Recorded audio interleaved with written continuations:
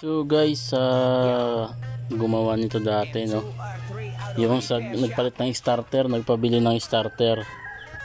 So hindi po sira yung starter na luma nito, so sayang ang biniling bago. So alam niyo ba kung anong salarin, bakit tayo pa rin start? Yun, nasugatan ako, dugo. Aray ko talaga, kasi ito 10,000 daw yan yung bago na starter. So sa gumawa nito, live talaga, shout out sa iyo mga boss.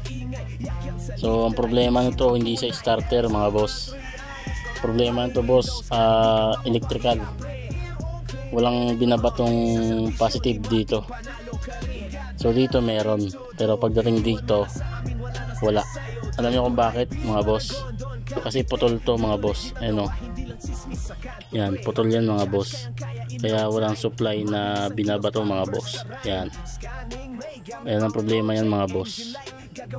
So kailangan mga boss, nakadikit yan mga boss. Kaso nga lang mga boss, putol siya mga boss. Ayan o.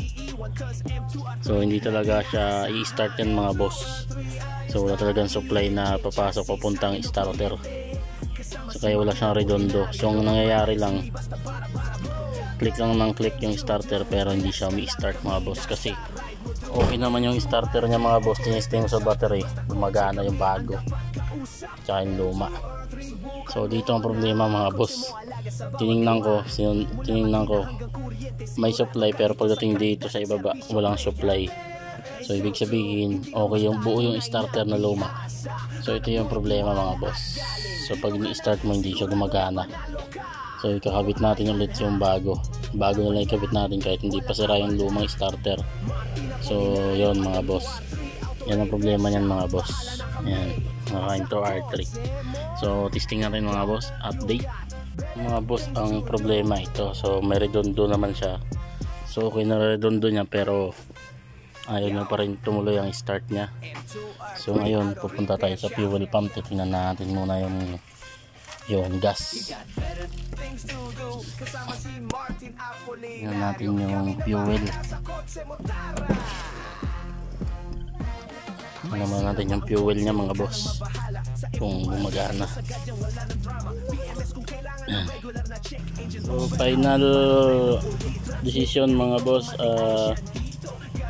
fuel pump kasi na-stock ng ilang taon, ng 3 taon. Fuel pump papalitan natin.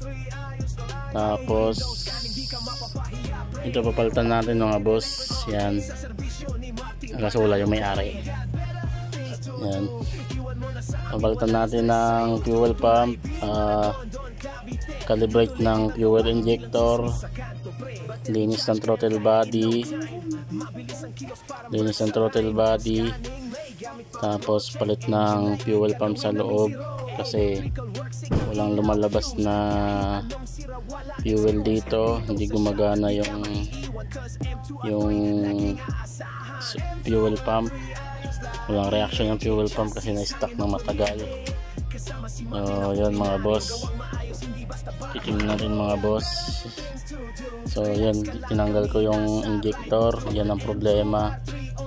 Yan ang problema mga boss. So ito sasabihin natin sa may-ari, papalitan to.